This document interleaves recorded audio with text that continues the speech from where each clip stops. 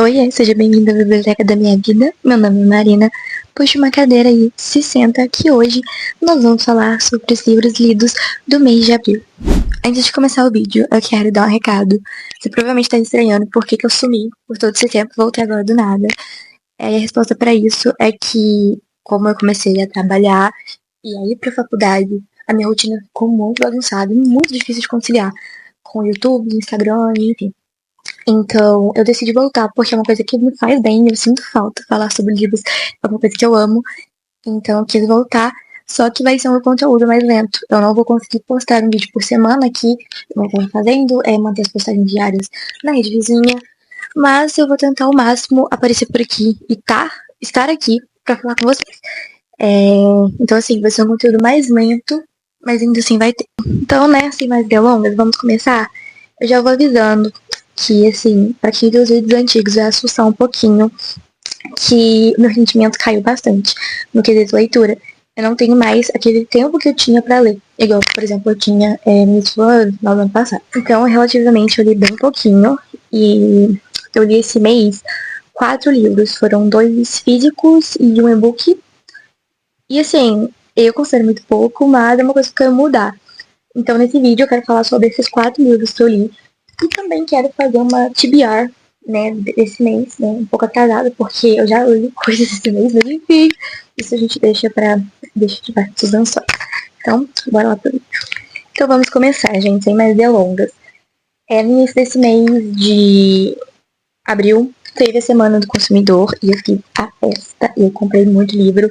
E aí, dentre esses livros, eu comprei, né, O Amanhecer na Colheita, que tava na pré-venda, que é o novo livro de Jogos Vorazes. E eu aproveitei e comprei a cantiga, que eu também não tinha. Eu tenho só os 3 primeiros, né, livros de Jogos Vorazes. Então eu aproveitei pra comprar O Amanhecer na Colheita, que era o lançamento, e esse aqui que eu não tinha.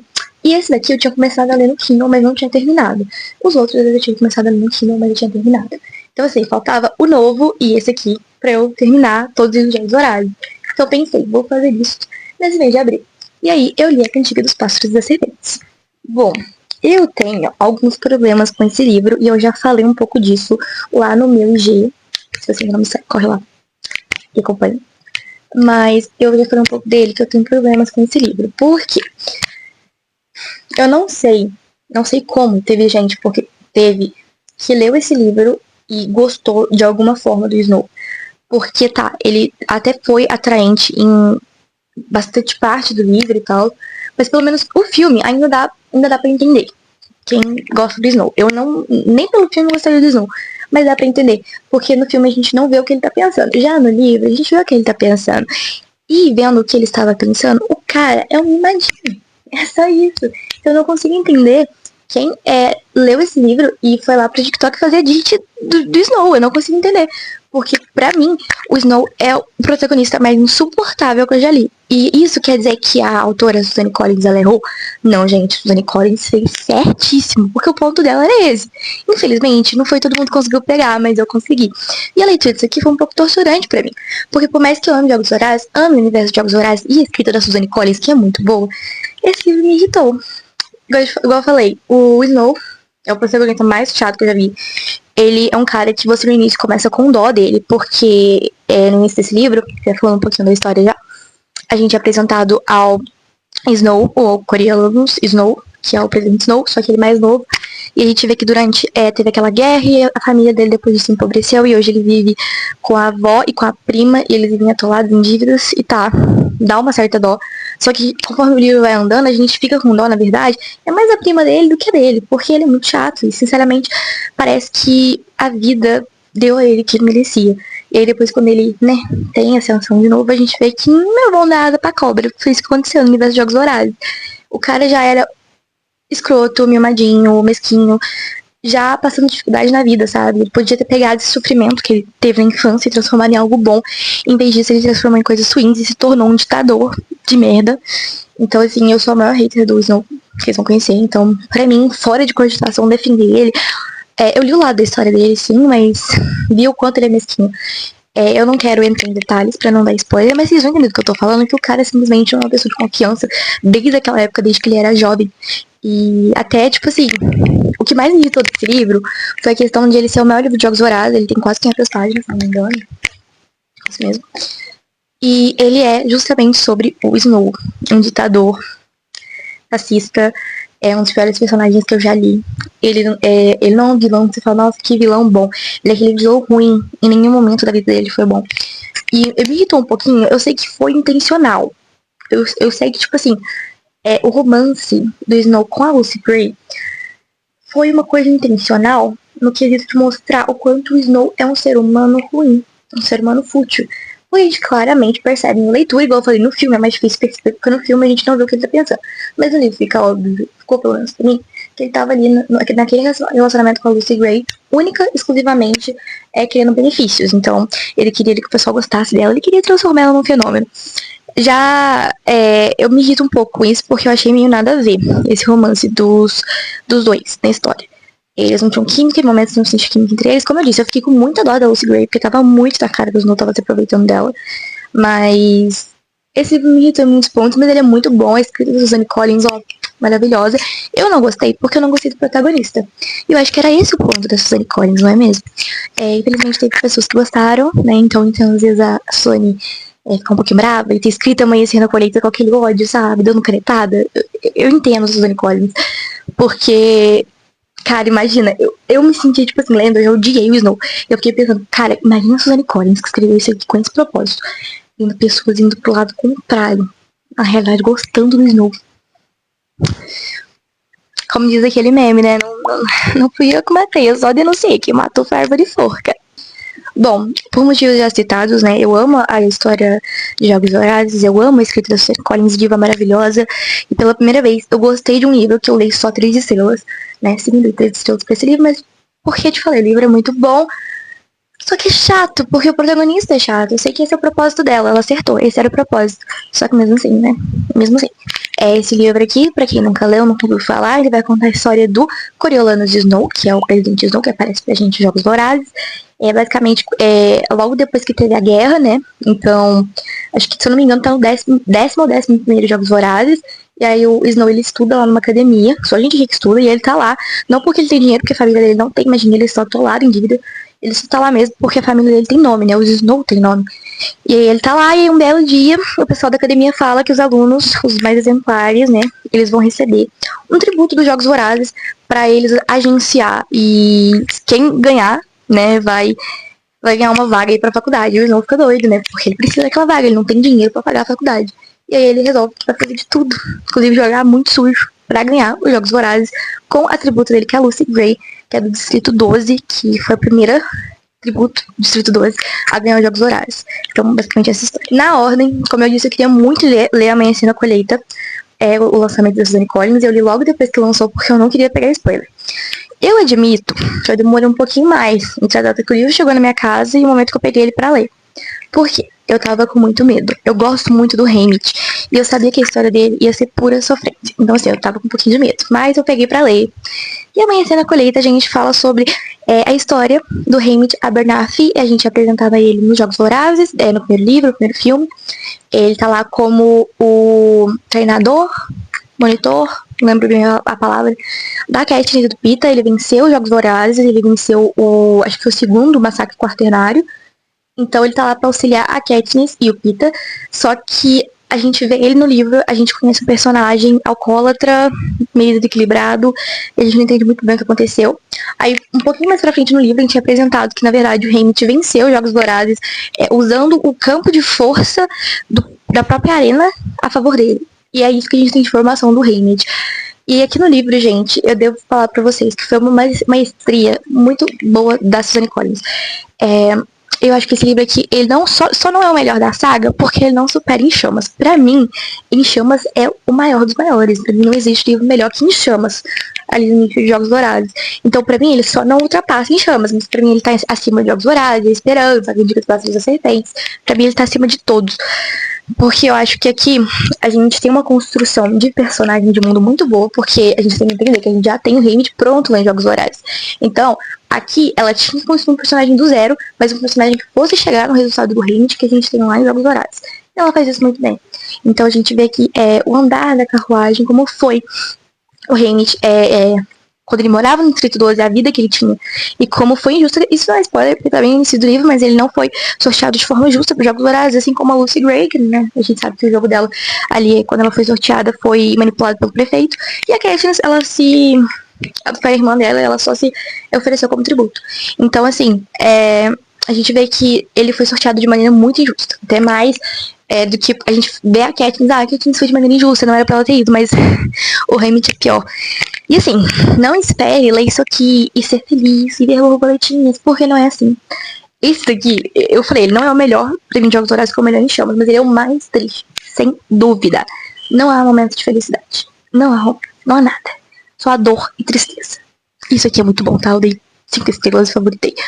Porque, como eu disse, a construção de personagem é muito boa. A gente é apresentada a novos personagens. Inclusive, um desses personagens que a gente é apresentado aí é a Maisie Lee, que é uma personagem que ela tinha tudo no início para ser odiada, e ela virou pra mim uma das mais amadas.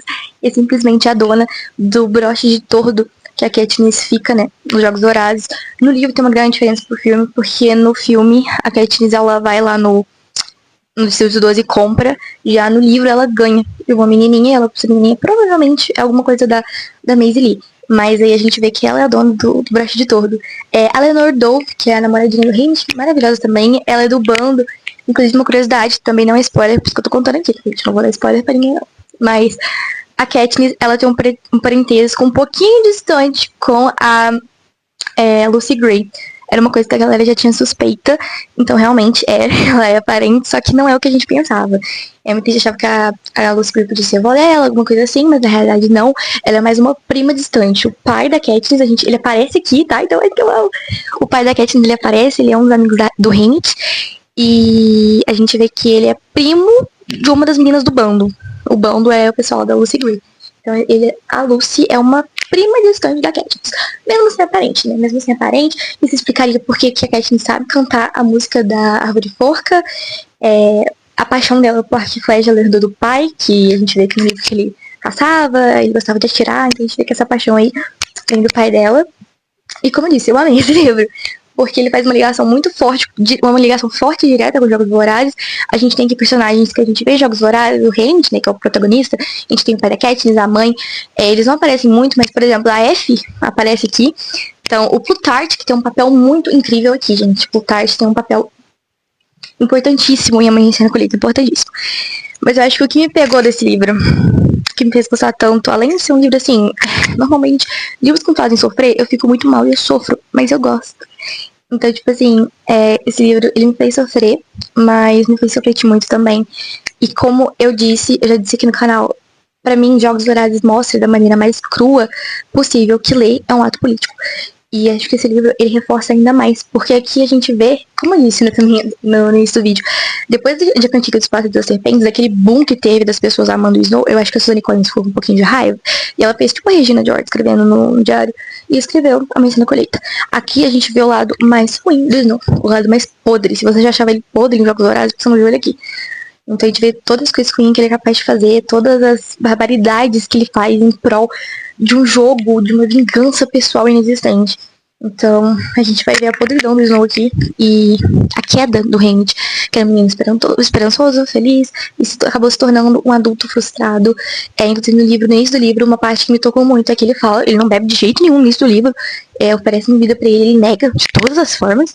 E no final do livro a gente já encontra um Haymitch bêbado, porque foi assim que ele encontrou o meio de lidar, ele perdeu tudo, gente. Tudo. E uma frase que me marcou também é que os Jogos Vorazes não tem um campeão, todos perdem. Existe um sobrevivente, mas não um campeão, todos perdem. E o Haymitch deixa isso bem claro, ele perdeu tudo. Ele pode ter ganhado os jogos, mas ele perdeu tudo, absolutamente tudo. Após essa vibe muito triste, né, falando de Amanhecer na Colheita, que pra mim já foi um dos melhores livros que eu li esse ano. Vamos falar de coisa boa, de uma leitura gostosinha. Ela foi triste no final, mas foi gostosinha de fazer. Que foi a leitura do Clube do Livro da Caru. Esse mês eu sou apoiadora da Caru no Catarse. Então eu participo do Clube do Livro, que é o Surto Expresso. E aí esse mês a gente leu Asas Reluzentes, da Alison Saft, que é a história do universo ali de Tinkerbell. Foi uma leitura muito gostosa de fazer, como eu disse. Me passou muito a vibe do filme. Quando eu era criança, eu era apaixonada por Tinkerbell. Tesoura fissurada. Então, ler esse livro me trouxe muitas memórias boas, me trouxe uma nostalgia muito gostosa. E eu gostei muito. Pra mim, ler, eu não sei como a Alison Saft fez isso, mas ela trouxe exatamente a vibe dos filmes. Não sei como ela fez isso, mas ela trouxe a vibe exata. Eu fiquei boba de ver. E assim, é uma leitura gostosa, fluida, bem levinha, tá? Eu acredito que seja talvez acima de 10 anos, só um pouquinho por causa de um tiquinho de violência, assim. Mas é muito tranquilo, é uma leitura muito gostosa. Eu acho que quem tá começando a ler agora vai adorar esse livro. Aí ele conta a história da Clarion, que ela é a rainha lá do Reino das Fadas. Ela aparece nos filmes de Tinkerbell. E ela mostra, né, o início ali, porque ela não nasce como as outras fadas do riso de um bebê, ela nasce de uma estrela cadente. E aí mostra, é o momento que ela tá se preparando para assumir o reino, porque existe outra rainha, né, enquanto ela chegou lá, e essa rainha tem o papel de preparar ela para ela reinar.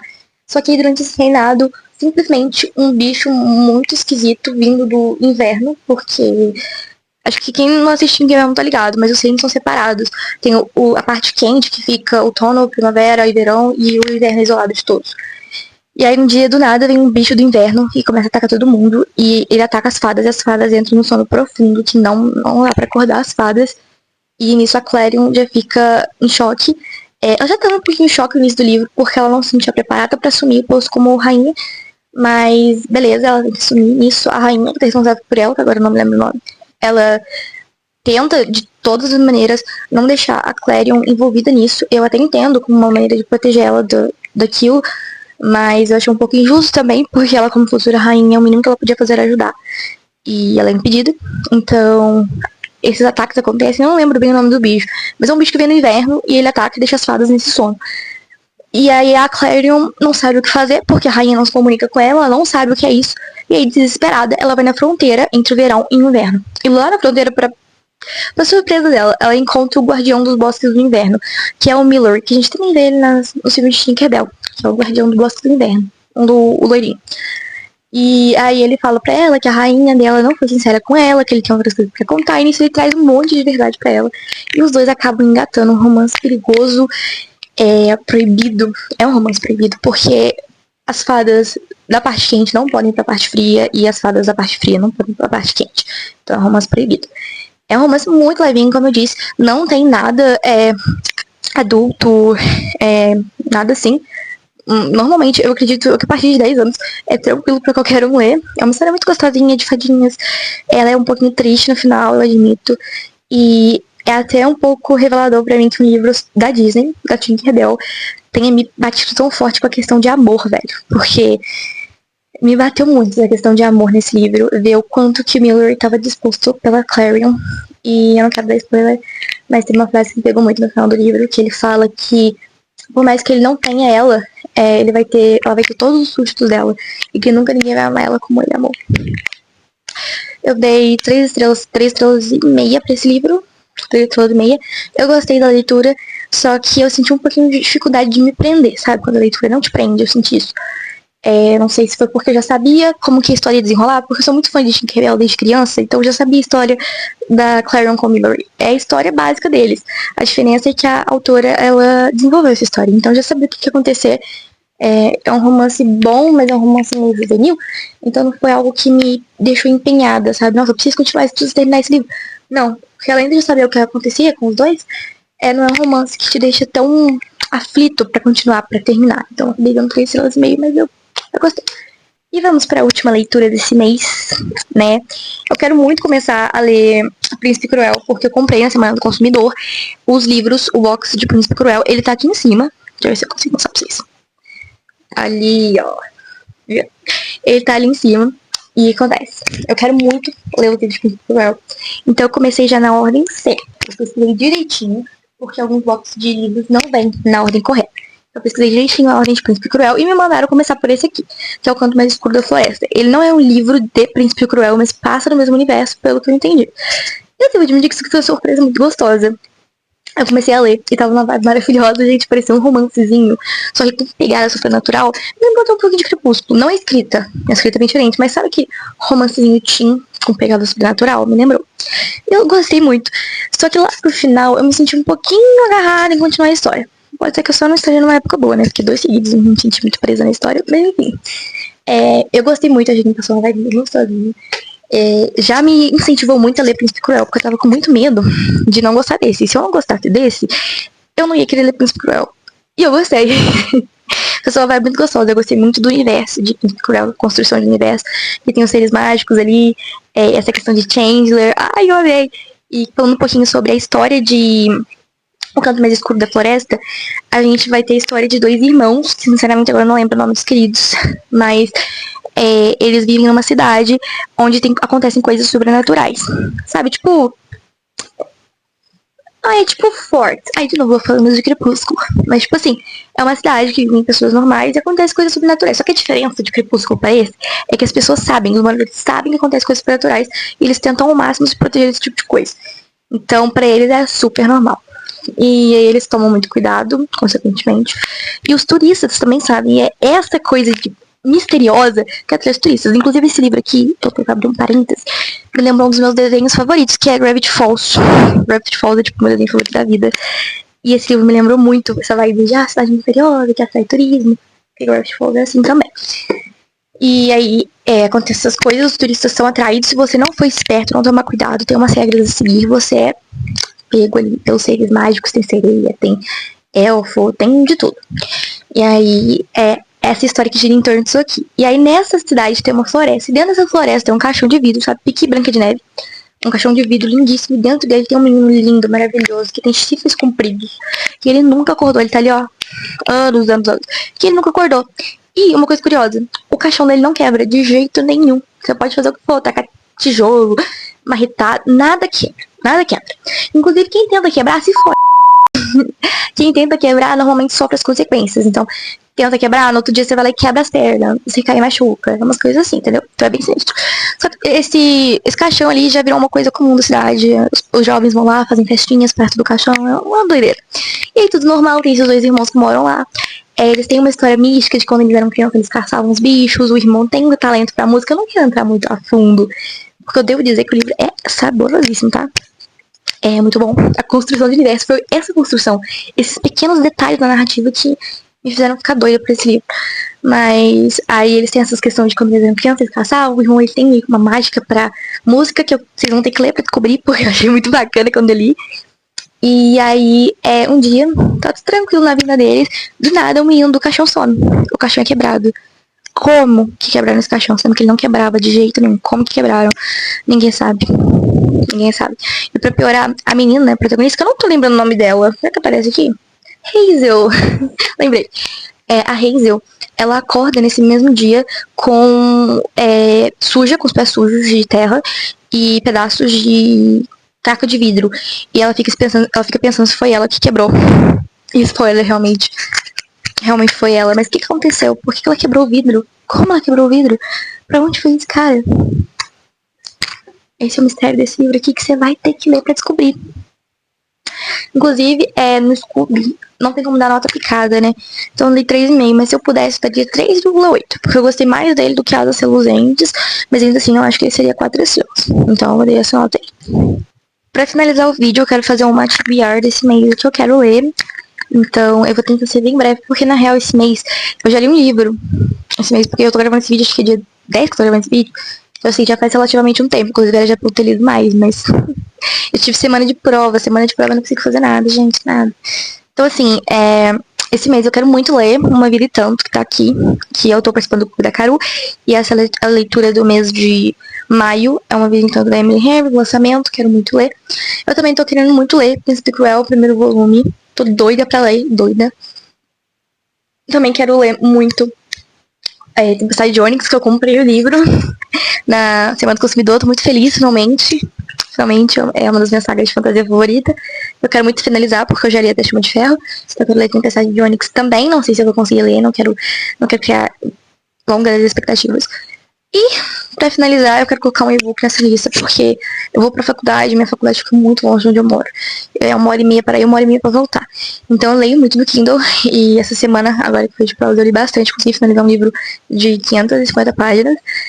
Então eu quero ler coisas no Kindle também. E aí eu voltei com a assinatura do Kindle Unlimited, e eu quero muito ler um livro que foi uma amiga minha que recomendou, uma amiga da faculdade, que é Ah, é um de carro de racha.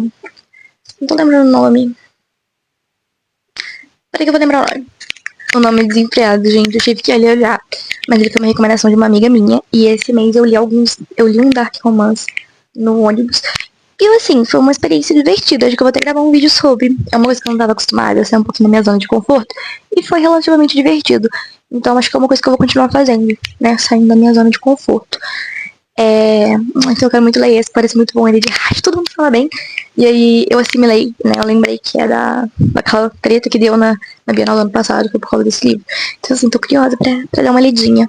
Então é isso, galera. Espero muito que vocês tenham gostado desse vídeo. Se gostou, não esquece de deixar o seu like. Comenta pra mim aqui embaixo o que você achou. Quantos livros você leu esse mês, quantos livros você quer ler agora em maio. Não esquece também de me seguir nas minhas redes sociais. Eu vou deixar aqui na tela pra vocês. O link tá sempre aqui na descrição. Só isso. Beijinho. Tchau.